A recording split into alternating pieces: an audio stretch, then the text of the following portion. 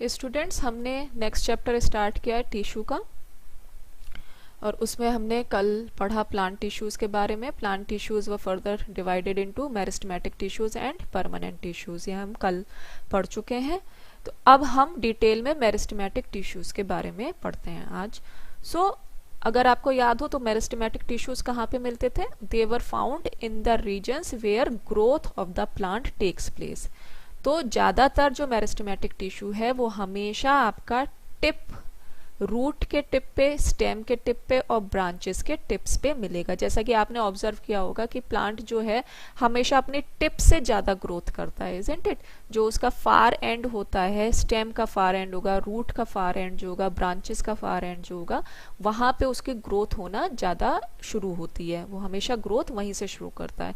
तो at these points जहाँ पे कि प्लांट की रूट की टिप्स हैं, स्टेम की टिप्स हैं, ब्रांचेस की टिप्स हैं, एट दैट पॉइंट जो टिश्यूज मिलती हैं उनको हम क्या कहते हैं? मेरिस्टेमेटिक टिश्यूज कहते हैं। ठीक है, और ये टिश्यूज कंटिन्यूअसली डिवाइड करती रहती हैं, they divide continuously, and due to this particular reason only they help in the growth of the plant, क्योंकि हमेशा उनका डिवीजन होता रहता है, and that is why they help in the growth of the plant.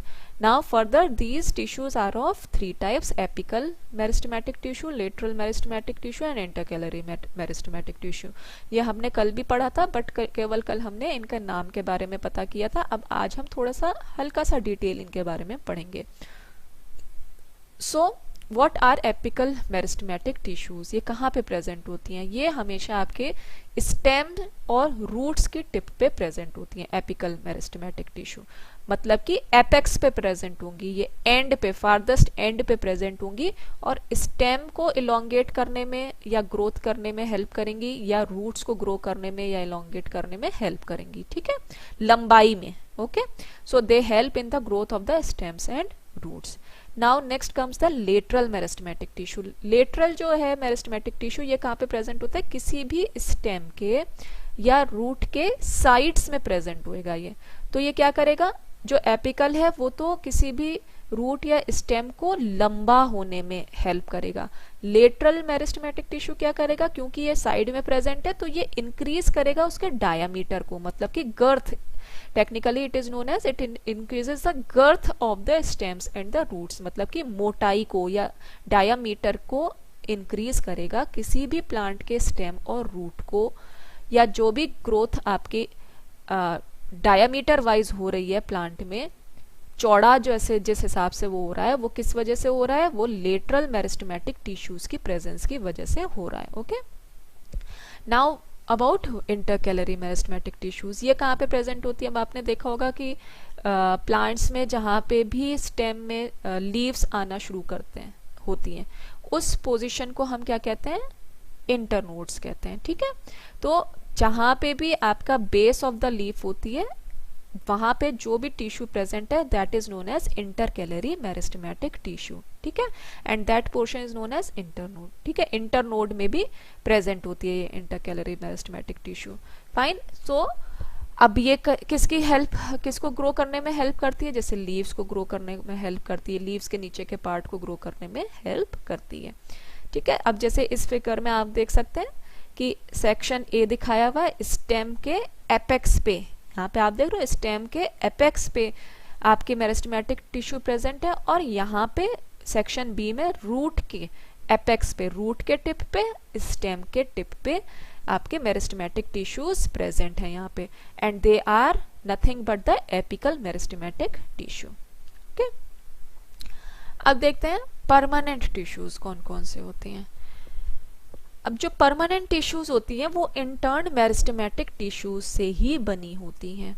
ठीक है, permanent tissue और meristematic tissue के बीच का डिफरेंस क्या था? अगर आपको याद हो तो मेरिस्टेमेटिक टिश्यूज हमेशा कंटिन्यूअसली डिवाइड होती चली जाती हैं, but permanent tissues they never divide, they do not divide. उनका एक परमानेंट शेप और साइज होता है। ठीक है, they differentiate into different types of permanent tissues. Permanent tissues are of two main types. They are simple permanent tissues and complex permanent tissues. तो permanent tissue further categorized in दो तरीके में, उनको हम क्या बोलते हैं? सिंपल टिश्यूज बोलते हैं, और एक कॉम्प्लेक्स परमानेंट टिश्यूज बोलते हैं। ओके, तो आपको समझ में आया, दो टाइप की टिश्यूज प्लांट में, मेरिस्टेमेटिक टिश्यूज और परमानेंट टिश्यूज। मेरिस्टेमेटिक टिश्यूज कौन सी हुई, जो कि डिवाइड करती हैं, जो कि ग्रोथ में हेल्प करती हैं। परमानेंट टिश्यूज कौन सी होगी, जो कि डिवाइड नहीं करती हैं, दे डू नॉट डिवाइड, वो किसी भी प्लांट को जो है एक परमानेंट शेप और साइज देती हैं। ठीक है, परमानेंट टिश्यूज जो है वो फर्दर दो टाइप्स में डिवाइड हो जाती हैं, simple permanent tissue and complex permanent tissue. Now let us study about them one by one. Important है बेटा, ये कई बार ये क्वेश्चन पूछा जाता है पैरेन्काइमा, कोलेनकाइमा एंड स्क्लेरेन्काइमा के बारे में। So now let us study about them. तो सिंपल परमानेंट टिश्यू एक टाइप की ही सेल से बने होते हैं, they are made up of only one type of cell. They are of three types: parenchyma, collenchyma and sclerenchyma. Now parenchyma. Parenchyma consists of loosely packed thin-walled cells having more intercellular spaces. अब parenchyma tissue में जो sales होती हैं वो कैसी होती हैं, उनकी वॉल्स थिन होती हैं, लूजली पैक्ड होती हैं और इनके बीच में इंटरसेलुलर स्पेस होता है। इंटरसेलुलर स्पेस का मतलब जो अगर दो सेल्स हैं तो उनके बीच में कुछ स्पेस प्रेजेंट होगा। ठीक है, क्योंकि they are loosely packed and they are thin walled cells. तो इंपॉर्टेंट थिंग्स यहाँ पे क्या क्या है, एक तो they are thin walled, they are loosely packed and they are having more intercellular space. Now let us study further. Some parenchyma cells in leaves contain chloroplast and prepare food by photosynthesis. Some parenchyma cells have large air cavities which help the plant to float on water.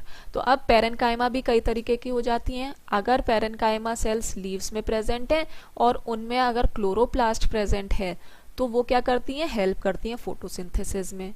कुछ parenchyma sales ऐसी होती हैं जो कि aquatic plants में present होती हैं, तो उनमें लार्ज एयर कैविटीज होती हैं। अब लार्ज एयर कैविटीज की वजह से वो उस एक्वेटिक प्लांट को पानी में फ्लोट होने में हेल्प करती हैं। ठीक है, कुछ पेरेन्काइमा सेल्स ऐसी होती हैं जो कि रूट और स्टेम में प्रेजेंट होती हैं और वो वाटर और मिनरल्स को स्टोर करती हैं। तो यहाँ पे तीन तरीके के एग्जाम्पल दे दिए गए हैं पेरेन्काइमा सेल्स के। एक तो वो जो कि हेल्प कर रही हैं फोटोसिंथेसिस में, कुछ ऐसी पेरेन्काइमा सेल्स हैं जो कि एक्वेटिक प्लांट्स को पानी में फ्लोट करने में हेल्प करती हैं, कुछ पेरेन्काइमा सेल्स ऐसी हैं जो कि रूट्स एंड स्टेम्स में पानी को और मिनरल्स को स्टोर करती हैं। ठीक है, now let us come to collenchyma. Collenchyma में इलोंगेटेड सेल्स होती हैं, लंबी लंबी सेल्स होंगी। इनके बीच का जो इंटरसेलुलर स्पेस होगा वो लेस होगा, कम होगा इनके बीच का intercellular space as compare to parenchyma. और इनके जो कॉर्नर्स होंगे वो थिक होंगे, थोड़ा सा थिक होंगे। They give flexibility and allows easy bending of different parts like stem, leaf etcetera. तो कोलेनकाइमा का क्या काम है, ये किसी भी प्लांट को फ्लेक्सिबिलिटी प्रदान करता है और इसकी वजह से जो प्लांट है वो इजीली बेंड हो जाता है। ठीक है, उस प्लांट के डिफरेंट पार्ट्स जो है स्टेम, लीफ, वो इजीली बेंड हो जाते हैं। अब आपने देखा होगा कि ये जब आंधी वगैरह आती है तो जो छोटे छोटे से प्लांट्स होते हैं वो थोड़ा सा टेढ़े हो जाते हैं, थोड़ी देर बाद अगर आप एक दिन बाद देखोगे तो वापस से सीधे हो जाते हैं, है ना। तो वो क्या है, वहां पे at that time what is happening, the cells of the plant या tissues of the plant which come under colenchyma, they provides flexibility to that particular plant and allows the easy bending of different parts like stem and leaf. Okay, and they provide mechanical support to the plant. Plant को mechanical support, strength provide करता है colenchyma. Fine. Next comes sclerenchyma. Sclerenchyma कैसी cells होती हैं, पतली, narrow, long, dead cells होती हैं। इनकी जो वॉल्स होती हैं बहुत ज़्यादा थिक होती हैं, they have thick walled sales.